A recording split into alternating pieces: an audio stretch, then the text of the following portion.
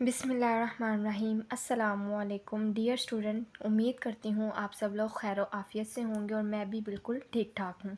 आज मैं आपके साथ शेयर करने वाली हूँ LHB part 1 complete course detail.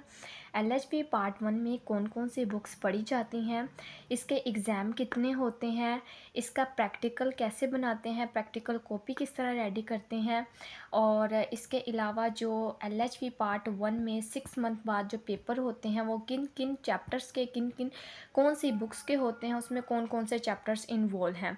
Detail में ये वीडियो बनाई गई है आपकी इन्फॉर्मेशन के लिए, और इस चैनल के ऊपर आपको एलएचबी पार्ट 1 से रिलेटेड जो भी इम्पोर्टेंट टॉपिक्स हैं, जो अहम सवालात पेपर में रिपीटेड मल्टीपल टाइम्स रिपीट पूछे गए हैं, वो भी आपको मिल जाएंगे।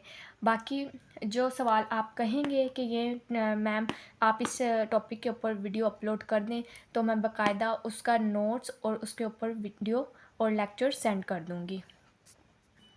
चलते हम अपनी वीडियो स्टार्ट करते हैं। सबसे पहले जो मेन बुक होती है ना एलएचबी पार्ट 1 में, वो है मिडवाइफरी एंड ऑब्स्टेट्रिक। ये हमारे 2 पेपर होते हैं, ठीक है। और आगे चल के मैं आपको बताऊंगी कि जो बोर्ड के एग्ज़ाम हैं उसमें ये पेपर किस तरह होते हैं। आपके साथ बाकायदा डेट शीट भी शेयर की जाएगी।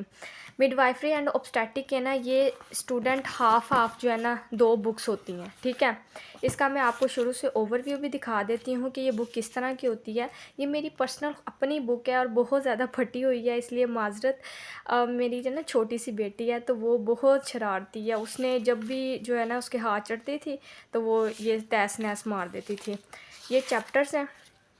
पहला चैप्टर जो है ना वो इंट्रोडक्शन है मिडवाइफरी का, ऑब्स्टेट्रिक का जो बेसिक कॉन्सेप्ट है।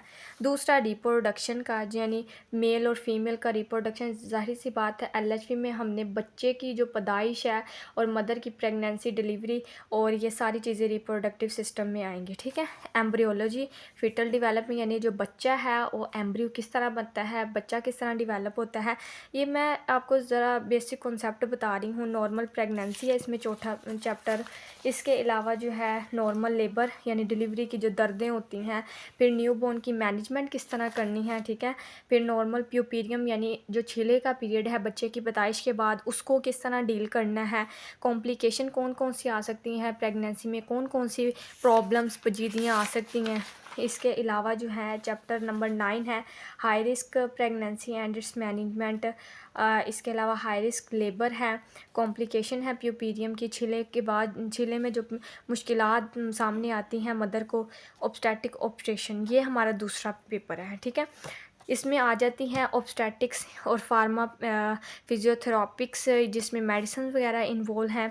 इसके अलावा ये हमारे जो कुछ है ना बीमारियों के मुतल्लिक जो है ना, पेल्विक इन्फेक्शन है, फर्टिलिटी और इनफर्टिलिटी, ये सारी चीज़ें जो है ना ये हमारे सेकंड चैप्टर में, गायनी के चैप्टर में इन्वॉल्व हैं। इसको ओवरव्यू में बताना चाह रही हूँ कि ये जस्ट जो है ना बुक के फ्रंट पे ये पिक्स बनी होंगी। जब आपने बुक ख़रीदनी है तो इसको आपने जो है ना वो देखना है। और ये डॉक्टर शाले मांगो की आपने लेनी है बुक, जब भी आपने लेनी, बहुत बेस्ट है, बहुत इजी है।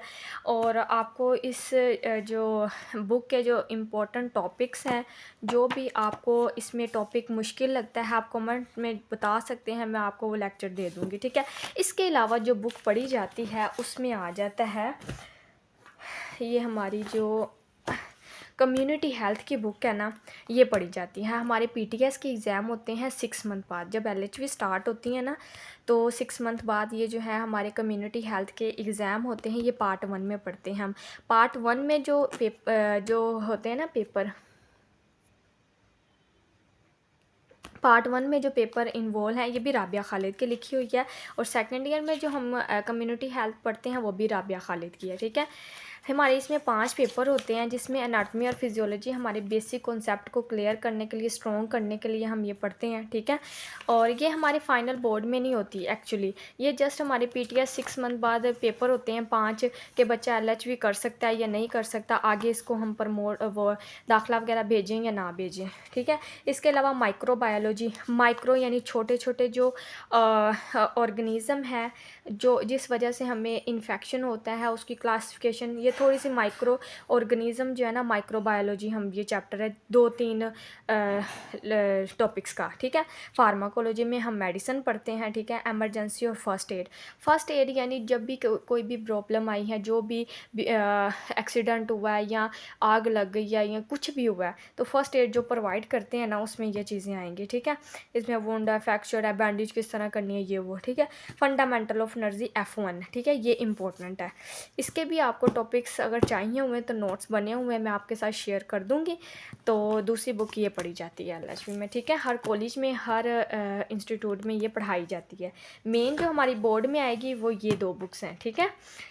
तो जब भी पेपर होगा ना, वो अगर ऑब्स्टेटिक मिडवाइफरी का है तब भी ये पूरी बुक का ही पेपर होगा, और अगर ऑब्स्टेटिकल नर्सिंग का पेपर होगा, दूसरा पेपर होगा, तो फिर भी ये दोनों बुक्स में से जो है वो एक ही बुक है, लेकिन ये 2 पार्ट में डिवाइड है। तो दोनों बुक्स में से वो मिला के पेपर बनाते हैं, ठीक है। आधा इसमें देते हैं मिडवाइफरी में और आधा इसमें से देते हैं, ठीक है, क्योंकि मैंने एग्ज़ाम दिए हुए हैं, मुझे पता है इस चीज़ का।